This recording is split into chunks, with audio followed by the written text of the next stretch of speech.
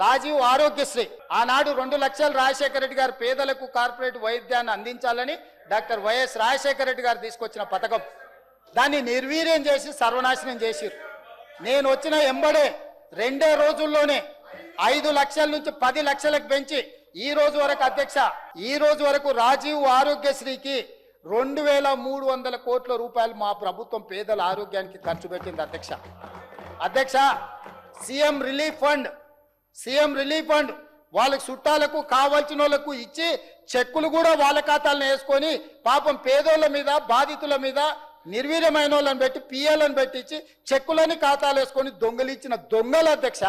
CM relief ఫండ్ను ఆ రాజీవ్ ఆరోగ్యశ్రీ చెక్కులను కొల్లగొట్టి ఏం మాత్రం సిగ్గుపడకుండా అక్కడ నించొని మమ్మల్ని నిందిస్తారు అధ్యక్ష.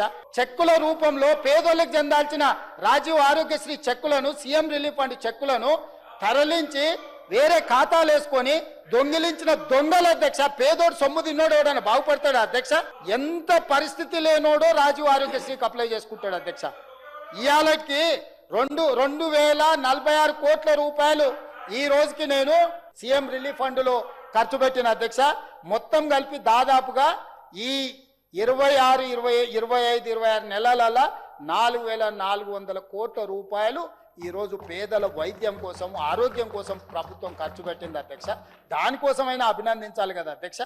అదేవిధంగా అధ్యక్ష 500 రూపాయల గ్యాస్ సిలిండర్ ఆనాడు దీపం పథకం, ఇతర పథకాల ద్వారా పేదలకు కట్టెలపై నుంచి ఆడబిడ్డలు పొగ గొట్టాలతోని ఊపిరితిత్తులకు పోయి క్యాన్సర్ వచ్చి చచ్చిపోతుంటే శ్రీమతి సోనియా గాంధీ గారు ఆడబిడ్డలకు ఉచితంగా సిలిండర్ గ్యాస్ పొయ్యి ఇవ్వాలని పథకాన్ని ప్రవేశపెట్టింది. ఆ రోజు 400 రూపాయల సిలిండర్ ఉండే 12 నూర్లు చేసింది. కొనలేని పరిస్థితి. గ్యాస్ పొయ్యిలు సిలిండర్లు అటకెక్కి కట్టెల పొయ్యికి వస్తే మళ్ళీ సోనియమ్మ గ్యారంటీ కింద 500 రూపాయలకు సిలిండర్ ఇచ్చి ఇప్పటి వరకు మా ఉత్తమ్ కుమార్ రెడ్డి గారు 43 లక్షల కుటుంబాలకు 752.22 కోట్లు సబ్సిడీ చెల్లించింది అధ్యక్ష.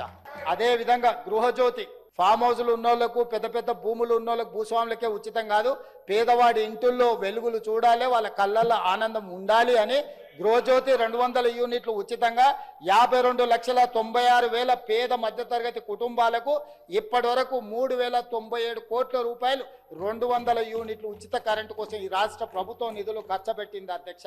అదేవిధంగా చదువుకునే పిల్లల కోసం 39,000 ప్రభుత్వ స్కూలు, కాలేజీలు, విద్యా సంస్థలకు ఉచితంగా ఈరోజు మా ప్రభుత్వం విద్యుత్ ఇచ్చింది అధ్యక్ష. విద్యా సంస్థలకు ఉచితంగా విద్యుత్ ఇవ్వాలన్న సోయి వాళ్ళకు లేదు. ఈరోజు మేము వచ్చినాక పేద పిల్లలకు చదువుకోవడానికి మళ్ళా మాత్రం కంప్యూటర్లు, స్క్రీన్లు, టీవీలు అన్ని కొంటమని కమిషన్లు కొట్టేసి అవి కొన్నారు. కానీ అవి నడవడానికి ఇవ్వాల్సిన కరెంటు ఇవ్వకుంటుంటే ఇన్ని స్కూళ్ళకు ఉచితంగా కరెంటు మేమిచ్చినాం అధ్యక్ష, మా మంత్రివర్గం ఇచ్చింది అధ్యక్ష. అదేవిధంగా ఇందిరమ్మ ఇండ్లు, డబుల్ బెడ్రూమ్ ఇండ్లు అన్నారు. ఏం మాట్లాడిండ్రు అధ్యక్ష ఆనాడు ఎలక్షన్ల ముందు? ఇందిరమ్మ ఇల్లు, డబ్బా ఇల్లు, కాళ్ళు కొడుకు వస్తే యాడ్ ఉండాలి, కోడలు వస్తే కొడుకు కోడలు ఉంటే యాడ్ ఉంటారు, బిడ్డ అల్లుడు పండగ వస్తే యాడ్ ఉంటాడు, కాళ్ళు చాపుకుంటే కాళ్ళు బయట ఉంటాయి, గొర్రె పిల్లనో మేక పిల్లనో కుక్క పిల్లలు ఉంటే ఎడగట్టేసుకుంటారు.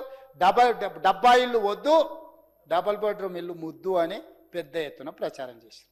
నేనేం చెప్పిన అధ్యక్ష, ఏడ ఇందిరమ్మ ఇల్లు ఉంటే గాడ మేము ఓట్లు అడుగుతాం, ఏడ డబుల్ బెడ్రూమ్ ఇల్లు ఉంటే గాడ మీరు ఓట్లు అడుగుంది, మీకు 100 నియోజకవర్గాలలో డిపాజిట్ వస్తే ముక్కు నేలకు రాస్తా అని చెప్పిన. వాళ్ళు ఇంటికి పోయారు, మేము ఇక్కడికి వచ్చినాం. ఎన్ని మా పొంగులేటి శ్రీనివాసరెడ్డి గారు ఆ శాఖ నిర్వహిస్తారు. ప్రతి నియోజకవర్గానికి 3,500, సిద్దిపేట, సిరిసిల్ల, గజ్వేల లాంటి నియోజకవర్గాలకు కూడా ఎక్కడ వివక్ష చూపించకుండా 3,500 ఇండ్లు ప్రతి నియోజకవర్గానికి 4,50,000 ఇండ్లు ఈరోజు మేము మంజూరు చేసినాం అధ్యక్ష. ఆ ఇళ్లల్లో ఇప్పటి వరకు పొంగులేటి శ్రీనివాసరెడ్డి గారు 22,500 కోట్లతోని ఈ పథకాన్ని మొదలు పెడితే ఇప్పటి వరకు 5,100 కోట్లు ఎవ్వరు పని చేసుకుంటే వాళ్ళ ఖాతాలకు నగదు టకామని పడేటట్టు, ఎక్కడ అవినీతి, డబుల్ బెడ్రూమ్ ఇళ్లలో ఎంతమంది దళారులు ఉండరో, ఎన్ని లక్షల కోట్ల రూపాయలు చేతులు మారినవో ధైర్యం ఉంటే విచారణకు అడగమని చెప్పారు అధ్యక్ష. నిజాలు నిగ్గు తేల్చే పని మేము చేస్తాం. ఈరోజు ఎక్కడ కూడా చిల్లి గవ్వ లేకుండా నిజమైన పేదవాడికి ఈరోజు ఇందిరమ్మ ఇండ్లు ఇచ్చి ఇప్పటికే 5,100 కోట్ల రూపాయలు పేదలకు చెల్లించినాం. ఆ ఇండ్లు గృహప్రవేశం చేసి వాళ్ళ దగ్గర కూర్చొని సహపంక్తి భోజనం చేసి వచ్చినాం అధ్యక్ష. మేము మా మంత్రి పొంగులేటి శ్రీనివాసరెడ్డి గారు ఇతర మంత్రులతో కలిసి. వీళ్ళ అధ్యక్ష మాకు సవాల్ విసిరేది, వీళ్ళకి ఆ స్థాయి ఉందా మా ఎదురుగా నిలబడి మాట్లాడేటంత? వీళ్ళ మమ్మల్ని విమర్శించేది?